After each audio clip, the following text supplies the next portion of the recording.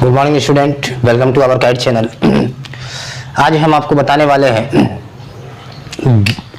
Avogadro law और Gay Lussac's law of combining volume. ठीक है, तो ये जो पार्ट है आपका लॉ ऑफ केमिकल कॉम्बिनेशन का पार्ट है। ठीक है, इससे पिछले में हम आपको बताए थे पिछले वीडियो में what is law of multiple proportions. तो आज हम आपको बताएंगे कि एवोगाड्रो लॉ और गैलेज़िक लॉ होता क्या है। ठीक है, हालांकि एनसीईआरटी में गैलेज़िक लॉ का जिक्र पहले किया गया है, एवोगाड्रो लॉ का जिक्र बाद में है, लेकिन अगर हम लोग थोड़ा सा एवोगाड्रो लॉ को पहले पढ़ लेते हैं तो हम लोग को गैलेज़िक लॉ थोड़ा सा प्रॉपर्ली समझ में आने। तो चलिए हम लोग अपना वीडियो शुरू करते हैं कि एवोगाड्रो लॉ क्या है। ठीक है, तो देखिए एवोगाड्रो लॉ कहता क्या है कि at constant temperature and pressure equal volume of all the gases contain equal number of molecules. ठीक है, एक बार और फिर हम बोल रहे हैं, सुन लीजिए कि equal volume of all the gases contain equal number of molecule at constant temperature and pressures. ये है हमारा एवोगाड्रो लॉ। अगर वॉल्यूम समान हो, ठीक है, हर एक गैस का अगर डिफरेंट हमारे पास गैस दिया हुआ है उसकी वॉल्यूम समान हो तो उसमें जो नंबर ऑफ मॉलिक्यूल्स होंगे वो क्या होंगे, बराबर होंगे। ठीक है, तो अकॉर्डिंग टू अगर कह सकते हैं it states that, Avogadro law की बात कर रहे हैं हम कि it states that, Avogadro law में क्या है, it states that at constant temperature and pressure, at constant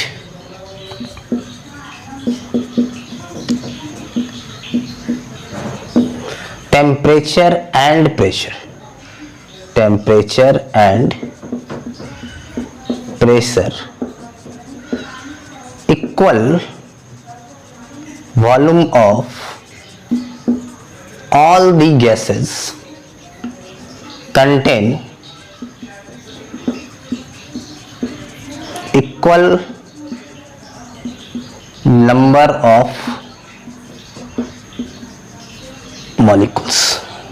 अगर वॉल्यूम बराबर हो तो नंबर ऑफ मॉलिक्यूल्स भी बराबर होगा। यही है हमारा एवोगाड्रो लॉ। ठीक है, बड़ा सिंपल है और साधारण है। आपको मैं एग्जांपल देके बताता हूं, आपको समझने में बहुत ही आसानी होगी। ध्यान दीजिएगा कि अगर हम यहाँ पे ले लिए कोई भी कंटेनर है, सपोज इसमें हम ले लिए 50 ml N2 gas, suppose 50 ml N2 gas इसमें ले लिए और यहाँ पे हम ले लिए 50 ml O2 गैस। ठीक है, तो इस कंटेनर में अब देखिए क्या है, इस कंटेनर का जो वॉल्यूम है, दोनों कंटेनर में वॉल्यूम क्या है, समान है। यहाँ भी 50 ml है और यहाँ भी आपका 50 ml है, भले गैस डिफरेंट हो। ठीक है, गैस यहाँ पे N2 है, वहां पे O2 है, लेकिन अगर number of molecules of N2 की बात करें कि N2 के कितने मॉलिक्यूल्स हैं और O2 के कितने मॉलिक्यूल्स हैं, तो दोनों में क्या आएगा, बराबर आएगा। ठीक है, अगर इसमें आपका सपोज हम मान लेते हैं X मॉलिक्यूल है, इसमें क्या है, X मॉलिक्यूल है, तो इसमें भी क्या आएगा, आपका X मॉलिक्यूल है। ठीक है, अगर मान के चलते हैं हम लोग कि 50 ml N2 में X मॉलिक्यूल है, सपोज मान लीजिए कि 50 ml N2 में 1000 मॉलिक्यूल है। ठीक है, तो 50 ml O2 में भी क्या होगा, 50 ml O2 में भी 1000 मॉलिक्यूल मौजूद होंगे। It is the Avogadro law. ठीक है, और देखिए एग्जांपल्स में, तो देखिए यहाँ पे अब हम और भी एग्जांपल से इसको रिलेट करने जा रहे हैं, और भी एग्जांपल से रिलेट करने जा रहे हैं। ध्यान दीजिएगा आप मेरी बात पे। तो इसमें देखिए अगर हम एक बात करते हैं कि वॉल्यूम अगर बढ़ता है नंबर ऑफ मॉलिक्यूल्स बढ़ जाता है, इसके मतलब वॉल्यूम बढ़ने पर मोल्स भी बढ़ सकता है। अब मोल बढ़ेगा तो मॉलिक्यूल्स भी बढ़ेगा। ठीक है, मोल और मॉलिक्यूल एक दूसरे का डायरेक्टली प्रोपोर्शनल है। अगर 5 मोल में सपोज X मॉलिक्यूल है तो 10 मोल में क्या हो जाएगा, 2X मॉलिक्यूल होगा। ठीक है, मतलब मोल क्या है, डायरेक्टली प्रोपोर्शनल टू मॉलिक्यूल्स है, तो वॉल्यूम क्या है, डायरेक्टली प्रोपोर्शनल टू मॉलिक्यूल्स कह रहा है एवोगाड्रो लॉ। मतलब कि मोल्स के भी ये डायरेक्टली प्रोपोर्शनल होने वाला है। ध्यान दीजिएगा कि अगर हम लिखे हैं कि 100 ml of O2 gas contain, सिर्फ एग्जांपल पे आप ध्यान दीजिएगा, सारा कंसेप्ट यहीं पे छिपा हुआ। 100 ml of O2 gas contain, suppose यहाँ पे हम लिख दिए कि Y मॉलिक्यूल लिख दीजिए, Z मॉलिक्यूल लिख दीजिए, X मॉलिक्यूल, आपके मन में जो आता है सबसे साधारण क्या लगता है कि हम लिख दें इस पे कि X मॉलिक्यूल है। 100 ml O2 gas contain X molecule. तो अगर हम बात पूछ दे कि 50 ml O2 गैस में कितना मॉलिक्यूल होगा, आप कहिएगा 100 में अगर X है तो 50 क्या है, 100 का आधा है, तो मॉलिक्यूल भी क्या हो जाएगा, आधा हो जाएगा, यानी कि x/2 हो जाएगा। मॉलिक्यूल क्या हो जाएगा, x/2 मॉलिक्यूल है। अगर हम इसको कर दें 100 मॉलिक्यूल O2 है, अब कर दें हम कि 500 ml of O2 gas contain, ध्यान दीजिएगा 100 में x था तो 500 में क्या होगा 5x, ठीक। 1000 ml कर दें ऑफ O2 गैस तो क्या हो जाएगा, बोलिए 10 टाइम्स बढ़ रहा है, मतलब 100,000 का कितना है, मतलब कि 1000 100 का 10 टाइम्स है, तो मॉलिक्यूल्स भी क्या हो जाएगा 10 टाइम्स हो जाएगा। 500 100 का 5 टाइम्स है, तो मॉलिक्यूल भी क्या हो जाएगा 5 टाइम्स हो जाएगा। 50 क्या है, 100 का आधा है, तो मॉलिक्यूल्स भी क्या हो जाएगा हाफ हो जाएगा, मतलब कि x/2 हो जाएगा। तो इससे क्या पता चल रहा है, सब निकल के आ रहा है कि ये डायरेक्टली प्रोपोर्शनल है। क्या है ना, ये डायरेक्टली प्रोपोर्शनल है कि volume directly proportional to number of molecules. इसी को तो कहते हैं एवोगाड्रो लॉ। अगर हम लोग शॉर्ट में बोलना चाहें कि वॉल्यूम जो हो गया, वॉल्यूम डायरेक्टली प्रोपोर्शनल टू क्या, नंबर ऑफ मॉलिक्यूल्स। ये जो हो गया, यही चीज तो आपका एवोगाड्रो लॉ है। कंडीशन क्या रखा है कि at constant temperature and pressure. तो ये तो होगी, आपको बात क्लियरली समझ में आ गई होगी। अब हम इसका अपोजिट पूछेंगे, आप दिमाग लगाइएगा कि अभी तो हम देंगे आपको वॉल्यूम, तो मॉलिक्यूल कैलकुलेट कर रहे थे आप। अब हम मॉलिक्यूल देंगे तो आप अंदाज लगा लीजिए कि वॉल्यूम क्या होना चाहिए, ठीक है। तो शायद आपको ये एवोगाड्रो लॉ समझ में आ चुका होगा कि मॉलिक्यूल और वॉल्यूम का ये रिलेशन बना रहा है, ठीक है। मॉलिक्यूल और वॉल्यूम के बीच में ये रिलेशन है। कैसा रिलेशन है, डायरेक्टली रिलेशन है कि वॉल्यूम बढ़ा दो तो मॉलिक्यूल बढ़ जाएगा, मोल्स बढ़ जाएंगे। तो यही तो एवोगाड्रो लॉ कहता है। इतना आसान भाषा में आपको सीखने को मिल गया। अब जैसे कि हम बात करते हैं, अब थोड़ा सा अपोजिट करते हैं। कह रहे हैं कि अगर कोई भी कंटेनर है, इसमें कोई कंटेनर है, इसमें मान ले O2 गैस रखा हुआ है। सपोज कंटेनर है, O2 गैस इस कंटेनर में हमने रख दिया। अब इसका हम इस कंटेनर में हमारे पास सपोज कितना मॉलिक्यूल्स है इस कंटेनर में। सपोज हमारे पास जो मॉलिक्यूल्स है, मान के चलते हैं कि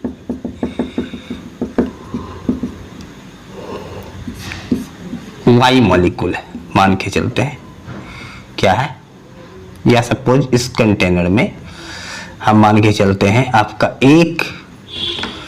1000 मॉलिक्यूल है। क्या है, 1000 मॉलिक्यूल है। सपोज O2 गैस के छोटे छोटे मॉलिक्यूल है, 1000 है। तब इस कंटेनर का जो वॉल्यूम है V है। कंटेनर का वॉल्यूम क्या है, V है। उल्टा सोचिएगा, सेम बात आने वाला है। अभी इस कंटेनर में 1000 मॉलिक्यूल है तो वॉल्यूम V है। अब कहते हैं कि इसी एक कंटेनर में O2 का, एक कंटेनर में O2 का कितना है आपका 2000 मॉलिक्यूल है। कितना है, सपोज 2000 मॉलिक्यूल है। तो बताइए कि इस कंटेनर का वॉल्यूम क्या होगा। बड़ा आसान है, 1000 मॉलिक्यूल था तो भी है क्या है कि डायरेक्टली प्रोपोर्शनल है। तो 2000 में क्या हो जाएगा, जो भी वॉल्यूम होगा उसका दुगना हो जाएगा। अब थोड़ा हम इसको 1000 की जगह पे हम क्या करते हैं कि अब O2 जो गैस है इसके अंदर मॉलिक्यूल्स कितना है, सपोज 500 मॉलिक्यूल्स है, इसके कितना है 500 मॉलिक्यूल्स है। तब बताइए कि अगर 1000 में भी था, 2000 में 2 भी है, तो 500 में क्या हो जाएगा, V/2 हो जाएगा। ठीक है, वॉल्यूम क्या होगा, हाफ हो जाएगा। तो सारा कंक्लूजन आपके सामने रख दिए कि V directly proportional to number of molecule और it is the Avogadro law. ठीक है, आई थिंक आपको सारी बात समझ में आ चुकी होगी। क्लियर। अब हम लोग प्रोसीड करेंगे गैलोज़ेक लॉ ऑफ गैसियस वॉल्यूम की ओर। तो अब हम आपके सामने लेके आए हैं गैलोज़ेक्स लॉ। एवोगैड्रो लॉ आप समझ गए, इसलिए दोनों वॉल्यूम का, इसमें भी वॉल्यूम का रिलेशंस है। ठीक है, कि दिस लॉ इज, जो ये लॉ पढ़ाने जा रहे हैं, it's this law is applicable for gaseous reactant and product. ध्यान में बैठा लीजिए, not for solid and liquid, it is only applicable for gaseous reactant and gaseous product. ये कहता क्या है ये लॉ, ठीक है, कहता है इट स्टेट्स दैट, ये ठीक है, वेल आपका गैसेस कंबाइन और produce in a chemical reaction. ठीक है, they do so in simple ratio by volume. ये ऐसा करता है, they do so in simple ratio by volume provided all the gas at constant temperature and pressure. लिख देते हैं, आपको ध्यान रखिएगा कि इट स्टेट्स दैट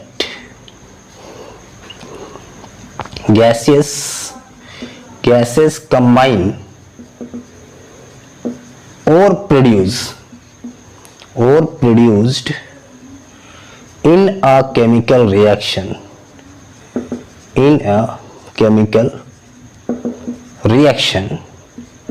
यहां से ध्यान दीजिएगा इस बात पे, they do so in simple ratio, simple whole number ratio by volume provided all the gases are at same temperature and आपका क्या है, टेम्परेचर एंड प्रेशर। देखिए ये तो हो गया इस टाइप का स्टेटमेंट है। ये क्या देखिए, लॉ ऑफ केमिकल कॉम्बिनेशन में क्या सिर्फ स्टेटमेंट मिलेगा आपको, चाहे आप law of conservation of mass पर हो या फिर लॉ ऑफ कांस्टेंट कंपोजिशन पर हो, मल्टीपल पर हो, एवोगैड्रो पर हो, और फिर ये पर हो, लास्ट ये जो पढ़ा रहे हैं आपको। इसके बाद आपको बताएंगे रेसिप्रोकल भी क्या होता है।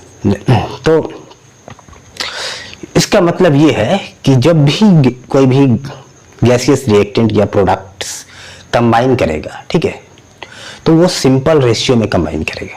उसके वॉल्यूम गैसियस रिएक्टेंट्स का, जो गैसियस रिएक्टेंट का वॉल्यूम और ये फिर प्रोडक्ट का जो प्रोड्यूस होगा ड्यूरिंग केमिकल रिएक्शन, उसका वॉल्यूम क्या होगा, एक सिंपल साधारण रेशियो में आएगा। सिंपल रेशियो में वो कंबाइन करने वाला है। इस तरह से इस एग्जांपल पे देखिए कि यहाँ पे हम लिखिए H2 गैस है, H2 gas Cl2 gas give 2HCl gas. ठीक है, तो ये कहता है कि one volume of H2 when combined with one volume of Cl2 to produce क्या, 2 volume of HCl। One volume मतलब कि ये वन वॉल्यूम का मतलब आप ये भी कह सकते हो कि 1 millilitre when combined with 1 millilitre hydrogen gas combined with 1 millilitre Cl2 in order to produce, क्या प्रोड्यूस करेगा, 2 ml ऑफ HCl गैस। ठीक है, तो 1 और ये 2। ठीक है, तो एक सिंपल रेशियो में कंबाइन कर रहा है 1:1:2 मीन्स कहने का मतलब ये है कि hydrogen is to chlorine is to HCl का जो रेशियो है 1:1:2 या रिएक्टेंट साइड का रेशियो रहे या प्रोडक्ट साइड का रेशियो रहे, वो एक सिंपल रेशियो में कंबाइन करेंगे। अब देखिए थोड़ा सा और समझने की कोशिश करते हैं इसको हम लोग कैसे समझे। देखिए अब एग्जांपल के जरिए और समझने की कोशिश करते हैं। जैसे कि N2 ये गैस है और 3H2 हमारे पास गैस है, तो ये दोनों आपस में कंबाइन करके क्या बनाता है आपको पता है, ये जनरल इक्वेशन है। देखिए जनरल इक्वेशन तो ध्यान में रखना ही होगा कि जनरल इक्वेशन ये कहता है इन टर्म ऑफ वॉल्यूम, बोल सकते हो कि 1 volume of N2 when react with 3 volume of H2 to form 2 volume of ammonia gas. ठीक है, तो ये जो चीज है आप मोल पे भी अप्लाइड कर सकते हो। ठीक है, ये चीज क्या है मोल पे भी अप्लाइड हो सकता है कि अगर ये एक mole N2 react with 3 mole H2 to produce 2 mole ammonia gas, ये मतलब ये रिक्वायरमेंट है इसका, इस रिएक्शन का रिक्वायरमेंट है। थोड़ा सा लिमिटिंग रिएजेंट का भी यहाँ पे कंसेप्ट लगता है। लिमिटिंग रिएजेंट हम आपको पढ़ा के रखे हैं, हमारे प्रीवियस वीडियो आप देख सकते हैं, तो सारी चीज आपको धीरे धीरे क्लियर होता चला जाएगा।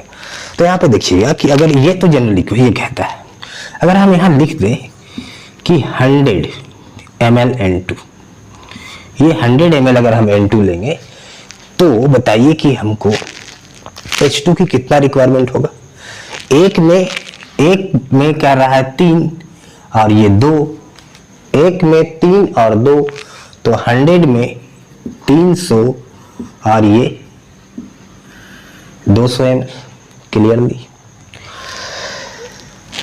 100 में 300 और ये 200 अकॉर्डिंग टू सब देखना है, इसके जनरल इक्वेशन से देखना है कि अमोनिया बनाने के लिए हमको रिक्वायर्ड इक्वेशन क्या था। तो अब देखिए अगर हम कर देते हैं, सपोज आपको भरने के लिए बता रहे हैं, क्या भरिएगा आप, यहाँ पे लिख दिए हम 20, ठीक है, आप यहाँ पे लिख दिए 40 ml। ठीक है, आप फिल इन द ब्लैंक से भरिए कि यहाँ पे इस जगह पे आपको क्या भरना होगा, क्वेश्चन ये। ठीक है, ये 20 ml ये 40 ml, तो यहाँ पे क्या भराएगा, जब ये था 1 ये 2 तो ये 3, तो ये जब 20 होगा तो इसका ट्रिपल क्या होगा, 3 गुना 60 ये होगा ml होगा। क्लियरली समझ रहे बात को, ध्यान दीजिएगा। तब ये 40। अब देखिए अगर हम यहाँ पे कर दें, ठीक है, यहाँ पे हम कर दें 80 ml, यहाँ पे 80 ml कर दें और यहाँ पे हम छोड़ दें आपके लिए जगह, यहाँ पे भी और यहाँ पे भी आपका ब्लैंक्स छोड़ दें। ये 80 ml N2 है, तो बताइए कि H2 की जगह पे और NH3 की जगह पे कितना ml हम वहां पे भरे, इस जगह पे क्या रखे हैं। तो 1 का 3 था, 100 का 300, 20 का 60, मतलब ट्रिपल बढ़ रहा था। तो इसके मतलब इसका भी ट्रिपल क्या होगा बताइए, 240 ml, 240 ml। अब इसमें क्या होगा, ये 80 है, ये 20 था तो ये 40, तो 80 था तो ये क्या हो जाएगा 160 ml। Any problem? ठीक है, अब एक क्वेश्चन से यहाँ पे लीजिए, सपोज हम देते हैं, इसी के साथ हम खत्म भी करेंगे आपका, कि हम लोग क्या किए, एक रिएक्शन मिक्सचर में हमको मिला क्या कि सपोज 80, ठीक है, कितना मिला हमको 80 मिला हमको, ये 80 ml ही N2 मिला मिक्सचर में, रिएक्शन मिक्सचर में हमको क्या मिला 80 ml N2, ठीक है, और ये आपका मिला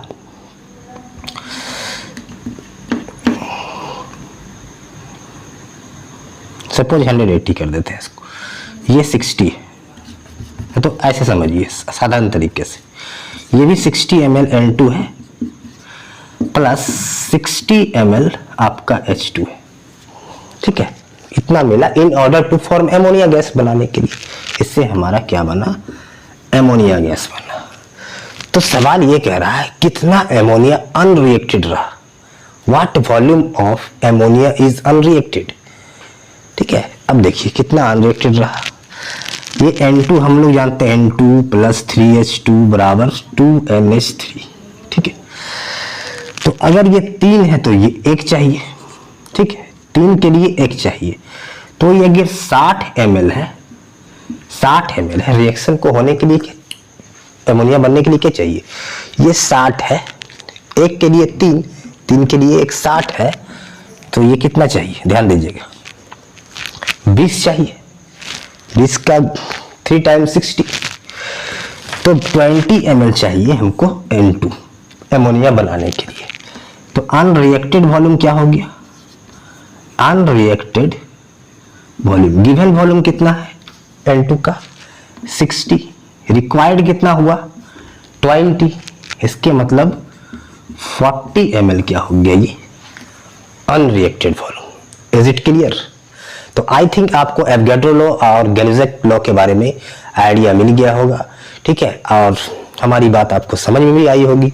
अगर आपको ये सारी बात समझ में आई तो आप दूसरे को शेयर कीजिए, ठीक है, दूसरे को भी जानने का मौका दीजिए, ठीक, दूसरे को शेयर कीजिए और कमेंट भी कीजिए अगर कोई डाउट हो तो, और चैनल को कोशिश कीजिए कि सब्सक्राइब करने का, ताकि हमारा भी कॉन्फिडेंस बना रहे और टाइम टू टाइम आपके लिए स्पेशल क्वालिटी का वीडियो लाते रहे। और स्पेशल क्वालिटी का वीडियो कब आएगा, जब आपका मतलब कि लाइक मिलेगा, सब्सक्राइब मिलेगा, ठीक है, तो इस चीज़ पे आप ध्यान रखेंगे। Thank you.